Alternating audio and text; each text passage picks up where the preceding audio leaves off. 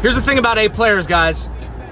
Everybody wants to know, how do I recruit A players to my team? How do I find A players to put on my roster, right? Those of you that are building teams, building people, growing great organizations, how do I find A players? Now, what is an A player? An A player is those people that turn around, and I'm talking about business partners, team players, people on your roster, whatever it is, whatever you want to call it. How do you attract A people into your life and relationships, right?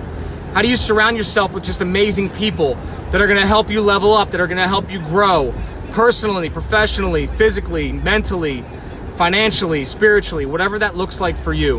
How do you find A people, A plus people? And what's the difference between an A player and a C player? Well, a C player is going to be that person that's just, what's in it for me? I'm in it for a 9 to 5. I just want to collect a paycheck and go home. The C player is waiting for Friday afternoon so they can kick off and spend the weekend, right? They dread Monday mornings because they hate their life generally, right? They don't want the idea of going back to work, makes them sick, right? An A player is all in. An A player loves what they do. An A player is the right person for the right seat. An A player was born to perform. An A player loves life. An A player is physically invested in everything that they do, not just their job, but they're balanced. They take care of their family, they take care of their friends, they take care of everyone around them. They're trying to build something bigger than themselves, right? That's an A player, folks. Again, I don't care if it's business, relationship, personal, team. So this goes across all dimensions, but I'm just talking about team for now, just because of the basis of where the question came from. So I want to help you get a little bit of background for that. But a lot of business owners say to me, where do you get A players for your team? So I'm going to define that for a second, but I want you to understand that A players are just A players in life, right? So how do you get A players to sit on your team, to actually find a spot on your roster, to actually become part of what we call the Super Bowl team, right? So we're trying to surround ourselves with A people, and people like that are the people that care more about their team than they care about themselves. They care more about the end result than they care about themselves, right? So you're looking for business partners that are like that. You're looking for teammates that are like that. You're looking for people that want to help other people succeed. And the byproduct is they know that they're going to be taken care of and they know they're going to succeed as a result. So how do we find those people? Well, I want you to think about what I just said. They know they're going to be part of the greater good, and they know they're going to be taken care of as a result. So where do those people come from? It starts with the culture you build, right? We don't just recruit those people. You don't go on monster.com and search for A players. A players don't just show up on your doorstep because you put out the word and said, I'm gonna pay, right? A players follow you because they believe in you. A players follow the vision. A players follow other A players. So here's what I see happens a lot. What happens a lot is people start an organization, they hire the cheapest person they can find to fill a slot. You hired a C player. A C player fills that slot. Stop me if you've heard this before, or raise your hand, hit that like button, hit the heart, whatever, right? Comment below if you've heard of this before. We hire and by the way, I've done this, so I'm not judging you on this video. I've done this. We hire the person that we think can fill the seat, can fill the spot, can do the thing, whatever that thing is, at maybe the lowest amount of money, or maybe we even paid them pretty well, but if they just happen to be there at the time, right? I need a processor to do something. Oh, this person raised their hand, that's it, jump in the seat and do it, right? We don't spend any time actually paying attention to whether they're capable. We don't spend any time to pay attention to what type of person they are. We don't care about their personality per se. We don't care about whether they're a cultural fit. We don't care about whether we like these people. They're just capable, right? And inadvertently what happens is we end up getting C players. And C players do not care about the team. C players do not care about anyone else on their team. C players don't even care about being accountable for anything, being responsible for anything, achieving anything. All they care about is getting their paycheck. They care about clocking in the morning, clocking out at 4 o'clock, and getting a check on Friday. That's a C player. Here's what's worse about C players. C players are allergic to A players.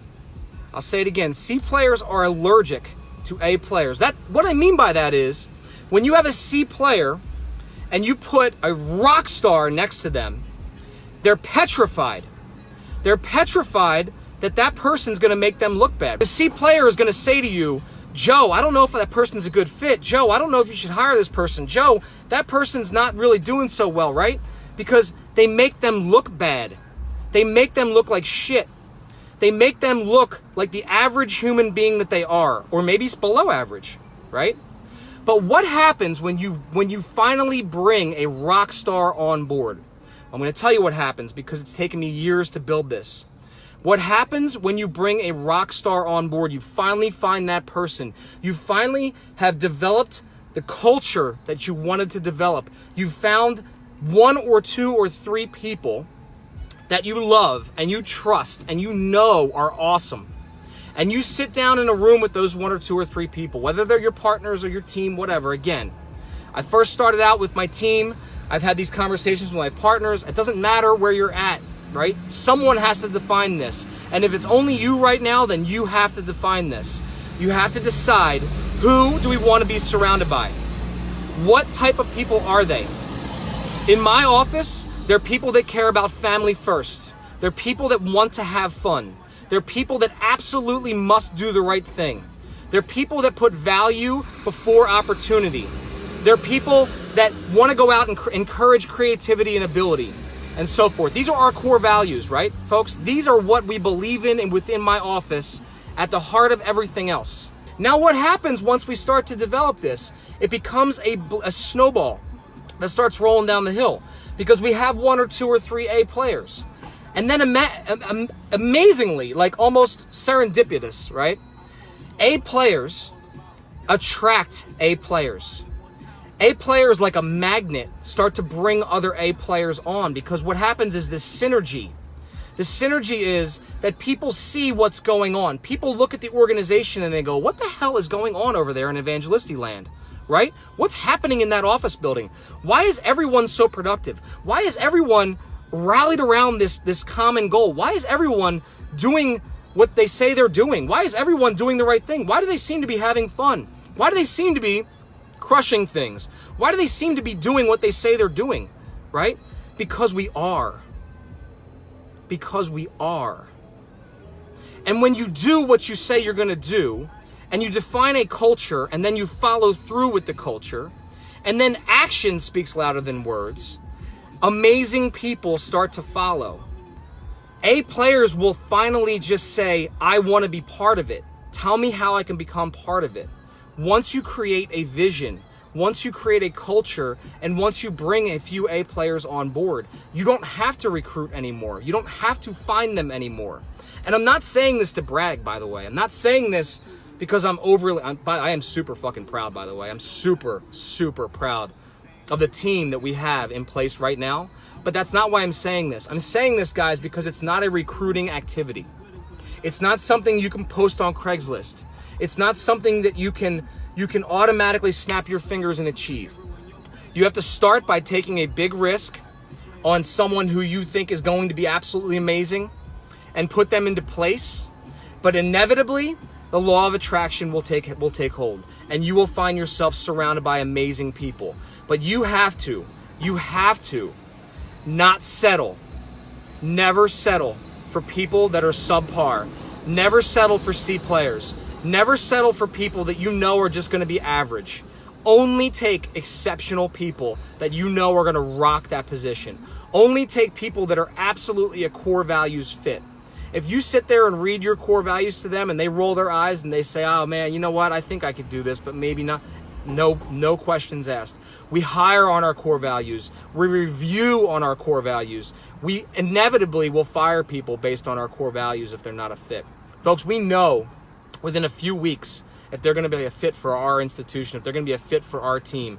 If they're not a fit for that team, there is no reason for them to hang out. There's no reason for them to be part of our team because we know what we want. We know who we want to surround ourselves with. We know the type of people we want to have in our office, and those people are now finding us, not the other way around. So if you want to find A players, that's how you do it. If you want to be part of that team, send me a message. If you find value, share it. Sharing is caring, guys. Have an awesome day.